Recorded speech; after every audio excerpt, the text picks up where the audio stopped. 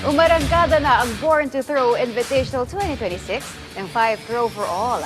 Kilalanin ang mga nanalo sa discus throw event sa report ni Bernadette Sinoy. Nagsama-sama ang mga top throwers ng bansa sa inaugural Born to Throw Invitational na ginanap dito sa Muntinlupa Track Oval.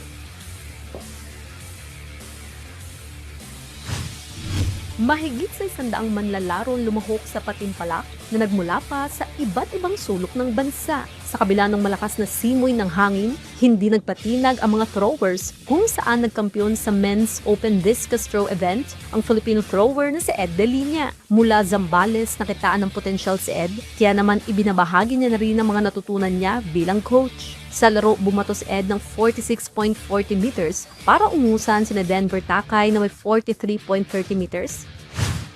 Magandang programa to or event ito ng 5 Throws for All kasi sa mga kukunti kasi yung competition na sinasalihan ng mga throws and kukunti din dito sa ating bansa. So maganda to para maging season opener nila lalo na sa mga hindi pa nakakakuha ng personal best. Kaya sana may mga kasunod pang mga competition to. In-introduce lang kasi sa akin to ng mga coaches, mga grassroots sa probinsya. Kaya napamahal na din, medyo gumanda yung performance since grade 9. Tapos nagtuloy-tuloy na nanalo hanggang palarong pambansa, na-recruit sa collegiate, sa UP.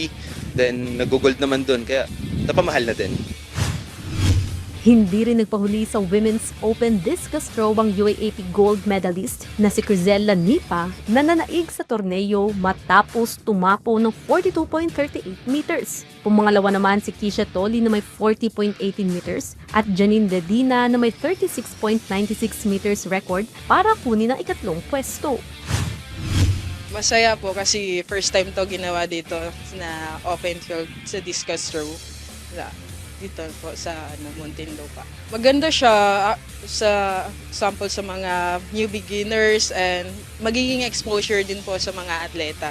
Kaya eto, kahit patapos na po ako, na-enjoy po pa rin yung playing. Samantala, inaasahan naman na muling magpapakitang gila sa mga Pinoy at Pinay throwers sa gaganaping Philippine Athletics Championships ngayong buwan ng Hunyo. Bernadette Tinoy para sa Atletang Pilipino, para sa Bagong Pilipinas.